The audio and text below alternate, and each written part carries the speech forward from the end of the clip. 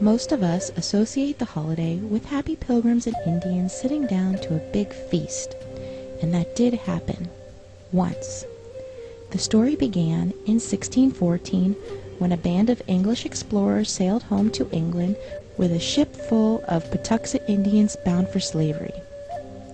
They left behind smallpox, which virtually wiped out those who escaped. By the time the Pilgrims arrived in Massachusetts Bay, they found only one living Patuxet Indian, a man named Squanto, who had survived slavery in England and knew their language.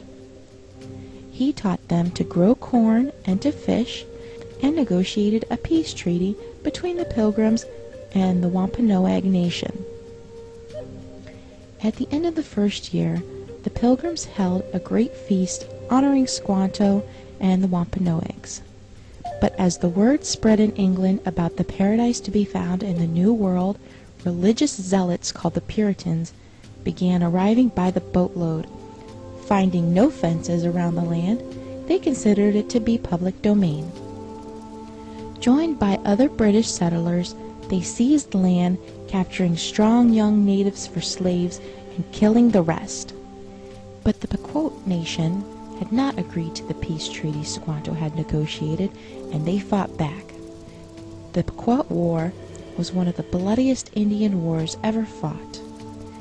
In 1637, near present day, Groton, Connecticut, over 700 men, women, and children of the Pequot tribe had gathered for their annual Green Corn Festival, which is our Thanksgiving celebration.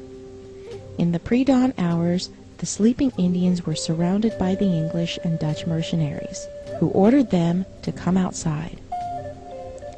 Those who came out were shot or clubbed to death, while terrified women and children who huddled inside the longhouse were burned alive. The next day, the governor of the Massachusetts Bay Colony declared a day of Thanksgiving, because 700 unarmed men, women, and children had been murdered. Cheered by their victory, the brave colonists and their Indian allies attacked village after village.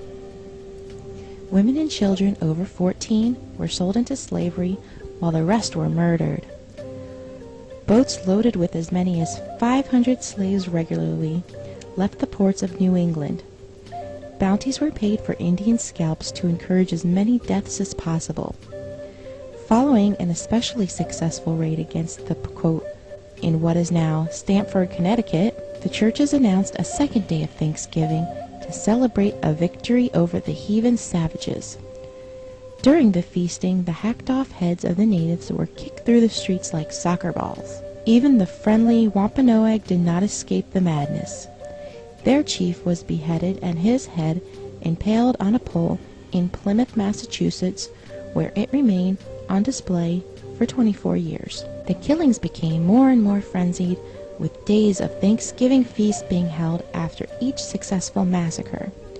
George Washington finally suggested that only one day of Thanksgiving per year be set aside of celebrating each and every massacre. Later, Abraham Lincoln decreed Thanksgiving Day to be a national legal holiday during the Civil War.